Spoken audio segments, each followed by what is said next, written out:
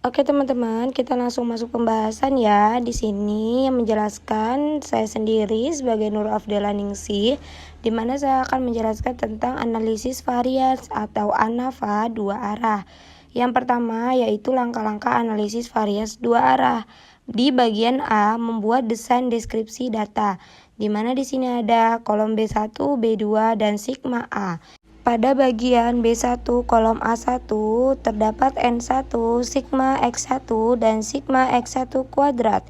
Kolom A2 itu di mana ada N2, sigma X2 dan sigma X2 kuadrat.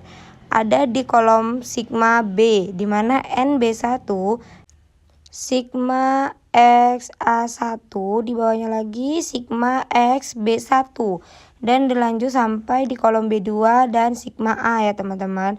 Lanjut ke yang B, merumuskan hipotesis. Untuk merumuskan hipotesis ini yang pertama, di mana cara bacanya? H0 sama rata-rata mu B1 sama dengan rata-rata mu B2. Yang bawahnya H1 sama rata-rata mu B1 tidak sama dengan rata-rata mu B2. Sampai ke nomor 3 cara bacanya begitu ya teman-teman. Oke lanjut teman-teman, di sini kita masuk dalam menghitung jumlah kuadrat. Yang pertama ada total direduksi atau dikoreksi, itu JKTR, itu rumusnya ya teman-teman. Ada sigma XR kuadrat sama dengan sigma X1 kuadrat. Sama dengan lagi sigma X1 R dibagi dengan NR. Kalau yang untuk menghitung antar kelompoknya itu kita pakai JKA, di mana JKA sama dengan sigma X1 kuadrat dibagi NR dan dikurangin sigma XR per NR. Ditulis lagi ya teman-teman, X sigma X1 kuadrat per N1 ditambah sigma X2 kuadrat per N2 ditambah lagi sigma X3 kuadrat per N3 ditambah sigma X4 kuadrat per N4 dan dikurang, akhirnya itu dikurang ya teman-teman, karena tadi rumusnya kan dikurang, jadi dikurang sigma XR per NR. Nah, untuk yang menghitung dalam kelompok itu kita pakai rumus JKD sama dengan JKT dikurang JKA, yaitu sigma X1 kuadrat sama dengan sigma X1 kuadrat dikurang sigma X1 kuadrat per N1 sama dengan sigma X1 kuadrat dikurang sigma X1 kuadrat per N1 ditambah sigma X2 kuadrat dikurang sigma X2 kuadrat per N2 ditambah lagi sigma X3 kuadrat dikurangin sigma X3 kuadrat per N3 ditambah sigma X4 kuadrat dikurangin sigma X4 kuadrat per N4. Nah gitu ya teman-teman, rumus untuk menghitung total direduksi antar kelompok dan dalam kelompok. Lanjut di pembahasan yang D, yaitu jumlah kuadrat antar, di mana ini ada 3 pembahasan, yaitu antar baris, antar kolom dan antar interaksi. Di mana di sini saya akan memberitahu tentang antar baris dulu teman-teman. Nah, di sini antar baris itu rumusnya ada JKA dalam kurung B sama dengan sigma XB1 kuadrat per NB1 ditambah sigma XB2 kuadrat per NB2 dikurang sigma XR kuadrat di per NR. Dan untuk yang kedua itu adalah rumus antar kolom, yaitu JKA dalam kurung K sama dengan sigma XA1 kuadrat per NA1 ditambah sigma A2 kuadrat di per NA2 kuadrat. Selanjutnya dikurang dengan sigma XR per NR kuadrat. Nah lanjut yang ketiga yaitu jumlah kuadrat antar interaksi, di mana rumusnya JKA atau BK sama dengan JKA dikurang JKAB dan JKAK. Jadi kalau untuk rumus interaksi kita pakai 2 rumus, yaitu JKAB dan JKAK ya teman-teman. Nah untuk lanjut yang di pembahasan E yaitu membahas tentang membuat tabel ANAVA 2 jalan. Nah, ini contohnya teman-teman. Di sini ada model tabel ANAVA 2 jalan, di mana terdiri dari sumber variasi antar kelompok, ada JK, ada DB, ada RK, ada FH, yaitu RK kurang RKD, ada PT-nya. Nah, di sini bisa teman-teman lihat ya gimana contoh kolom ANAFA yang 2 jalan. Lanjut di bagian F, yaitu kriteria pengujian. Yang pertama, jika untuk antar baris FH lebih besar daripada FT, maka ada perbedaan yang signifikan.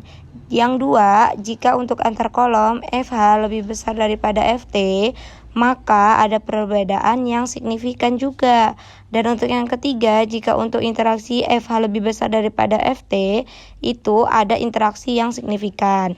Jadi apabila perbedaan itu ada, maka untuk mengetahui siapa di antara rata-rata X1, X2, X3, dan X4 yang lebih tinggi secara signifikan dapat diuji lagi dengan uji Tukey dan uji Sekvi. Lanjut yang di bagian G, yaitu melakukan uji Tukey dan uji Sekvi. Dimana yang pertama kita harus menentukan hipotesis statistiknya dulu teman-teman. Lanjut yang A, yang pertama itu H0 sama rata-rata mu1 sama dengan rata-rata mu2, atau dibaca dengan H1 sama rata-rata mu1 lebih besar daripada mu2. Seterusnya bacanya begitu ya teman-teman. Lanjut ke yang kedua, yaitu gambar, di mana ada kolom B1 dan B2. Di dalam kolom B1, B2 itu dibagi menjadi A1 dan A2, di mana A1-nya itu ada N1, ada X1, dan seterusnya ya teman-teman. Nah, untuk yang ketiga itu kita menggunakan dengan uji Tukey, di mana uji ini hanya berlaku untuk dua kelompok yang sama, banyak datanya dengan rumus. Nah, jadi di uji Tukey ini ada rumus ya teman-teman, yaitu rumusnya Q sama dengan XI dikurang XJ per RKD N, di mana Q itu artinya angka Tukey-nya, XI-nya itu rata-rata data kelompok ke I, yang XJ-nya itu rata-rata data kelompok ke J, N-nya itu banyaknya data tiap kelompok N1 dan NI, terus habis itu RKD-nya itu rata-rata kuadrat dalam. Oke teman-teman, kita lanjut pada pembahasan yaitu yang 4, uji Sekvi, yaitu di mana uji ini dapat dipakai untuk dua kelompok gabungan data yang tidak sama banyaknya, di mana rumusnya ada F XI dikurang XJ, yaitu per RKD K kurang 1 sama dengan 1 per N2 ditambah 1 per NJ. Di sini F itu sama dengan F ratio sama dengan FH-nya. XI-nya itu rata-rata data kelompok ke I, XJ-nya itu rata-rata data kelompok ke J, NI-nya itu banyak data kelompok ke I, terus NJ-nya itu banyak data kelompok ke J. Kalau K-nya itu banyaknya kelompok jika RKD-nya itu adalah rata-rata kuadrat dalam. Nah, yang kelima yaitu kriteria pengujian, di mana jika FH lebih besar daripada FT, teruji bahwa mu2 lebih besar daripada mu1 pada taraf signifikasi yang dipilih. Nah, FT sama dengan F tabel sama dengan F ADB dengan derajat kebebasan pembilang sama dengan K kurang 1 sama dengan 3, dan derajat kebebasan penyebutnya N kurang K sama dengan N4. Nah, lanjut ya teman-teman, langsung ke contoh analisis varian ANAFA 2 arah ya. Nah, di sini contoh soalnya itu diketahui 4 kelompok mahasiswa yang jumlah kelompoknya sama dalam pembelajaran menggunakan model pembelajaran Discover Learning atau DBL dan Problem Based Learning atau PBL, dan memiliki kecerdasan emosional atau KE yang berbeda. Setelah proses perkuliahan selesai dan diadakannya tes, hasilnya sebagai berikut. Nah, ini ditampilkan ya teman-teman yang paling bawah, yaitu tabel hasil belajar 4 kelompok mahasiswa, yang dimana itu ada tabel pertama X1, X2, X3, dan X4. Berarti ada 4 kelompok mahasiswa. Nah, di sini ada 10 jumlah datanya ya teman-teman, dan 4 kelompoknya. Nah, di sini hasil 840 itu dari mana? Yaitu dari hasil penjumlahan 77 ditambah 86 tambah 86 tambah 82 sampai ke bawah, dan itu dijumlahkan semua ya teman-teman. Dari hasil perhitungan di atas itu dijumlahin dan hasilnya ditaruh di paling bawah. Oke teman-teman, sekian penjelasan dari saya, dan nanti akan dilanjutkan dengan rekan saya yaitu Nuril Afdilaningsa yang akan membahas lanjutan dari penyelesaian contoh soal yang saya berikan. Jadi teman-teman boleh dilihat tadi soal yang sudah dibacakan oleh rekan saya Nur Afdilaningsi. Di sini saya akan memberikan jawaban atau langkah-langkah menjawab soal tersebut. Jadi yang pertama itu kita harus membuat desain atau deskripsi data. Nah, di sini ada tabel deskripsi data hasil tes 4 kelompok mahasiswa. Di sini sudah tertera ya teman-teman, ada X1, X2, X3 dan X4. Itu dari data yang tadi dibacakan oleh rekan saya. Dengan jumlahnya juga ya teman-teman, di situ ada sigma atau jumlahnya. Ada 840 di sigma 1, di sigma 2 ada 710, di sigma 3 ada 727 dan di sigma 4 ada 718. Nah, kita akan menghitung X barnya teman-teman. Jadi di X1 mendapatkan X barnya 84 dari hitungan mana? Dari hitungan jumlah sigmanya X1 yaitu 840 dibagi sama seluruh datanya yaitu 10. Jadi 840 dibagi 10 hasilnya 84. Di X2 nya 710 dibagi 10 hasilnya 71. Terus di X3 nya 727 dibagi 10 hasilnya 72,70. Di X4 nya 718 dibagi 10 hasilnya 71,80. Kita lihat lagi ya teman-teman, di kolom samping X4-nya di situ ada X1 kuadrat, X2 kuadrat, X3 kuadrat dan X4 kuadrat. Dari mana nilai-nilai yang ada di dalam kolom X kuadrat dari 4 kelompok itu teman-teman? Dari hitungan, kita lihat yang pertama, data pertama di X1 itu ada angka 77. Nah, 77 ini dikuadratkan. Jadi 77 dikali 77 hasilnya 5929. Yang kedua, tetap masih di X1 ya teman-teman, itu ada nilai 86. Nah, 86 dikali 86 hasilnya 7396. Menghitung X2 kuadratnya juga seperti itu ya teman-teman. 68 dikali 68 hasilnya 4624. X3 kuadratnya juga begitu teman-teman. 74 dikali 74 hasilnya 5476 dan seterusnya. Cara menghitungnya ke bawahnya seperti itu ya teman-teman. Habis itu kita jumlahin dari data S1 kuadrat, S2 kuadrat itu masing-masing kelompok kita jumlahin di bawahnya situ ya teman-teman, di sigmanya. Oke, kita akan lanjut ke kolom bawahnya ya teman-teman. Itu di situ kita boleh lihat bareng-bareng. Dibaca setelah diketahui jumlah total dan jumlah kuadrat serta rata-rata masing-masing kelompok, kemudian dimasukkan ke dalam desain atau deskripsi data sebagai berikut. Nah, setelah kita menghitung rata-ratanya, jumlah kuadrat dan jumlah totalnya, kita akan masuk ke dalam tabel desain atau deskripsi data. Di situ sama aja sama yang di atas ya teman-teman. Cuman kalau di situ kan kita ada tulisannya X bar ya yang paling bawah. Dan kalau di desain atau di tabel desain deskripsi data itu ditulisnya dengan tanda mu ya. Oke, kita itu sama aja tetap, nggak ada yang berubah di kolom itu. Cuman kita pakai tabelnya ya teman-teman. Tabelnya sedikit berubah di situ karena kita memakai tabel desain atau deskripsi data yang ada di buku statistik. Oke, kita lanjut ke tabel deskripsi data ringkas nilai hasil tes 4 kelompok mahasiswa. Di sini ada 4 kolom ya teman-teman. Yang terdiri dari kolom yang pertama itu KE atau MP. Di situ ada tinggi, B1, rendah B2 dan sigma A. Dan kolom kedua itu ada DBL atau A1, kolom ketiga ada PBL atau A1, dan yang kolom keempat ada sigma B. Nah, kita boleh lihat ke kolom yang tinggi B1 di bagian DBL atau A1-nya. Nah, N1 sama dengan 10, dari mana angka 10? Dari hasil seluruh datanya tadi teman-teman. Datanya ada 10 data ya. Terus sigma X1 itu hasilnya 840 dari mana? Dari jumlah sigma X1 yang tadi kita hitung sebelumnya. Terus ada sigma X1 kuadrat itu 70686, itu dari mana? Dari hasil kita ngejumlahin X1 kuadratnya yang tadi ya teman-teman. Terus kita taruhin ke kolom ini. Nah, terus X bar 1 itu dapat 84 dari mana? Dari hitungan sigma X1 dibagi N1 rumusnya. Jadi 840 dibagi 10 hasilnya 84. Selanjutnya kita bisa lihat di kolom PBL atau A1. Di situ N2 sama dengan 10. Sama aja 10 itu dari seluruh datanya, jumlah seluruh datanya. Terus sigma X2 sama dengan 710 itu dari hasil kita ngejumlahin X2-nya tadi. Terus sigma X2 kuadrat itu sama dengan 50548 dari hasil kita ngejumlahin X2 kuadratnya tadi.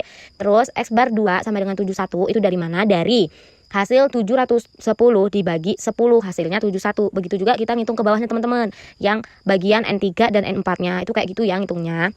Kolom yang keempat yaitu sigma B. Nah, di bawah kolom itu ada perhitungan ya teman-teman. Cara menghitung sigma B1 yang pertama. Itu kita lihat di situ NB1 sama dengan 20. 20 itu dari mana? N1 ditambah N2 sama dengan 10 ditambah 10 hasilnya 20.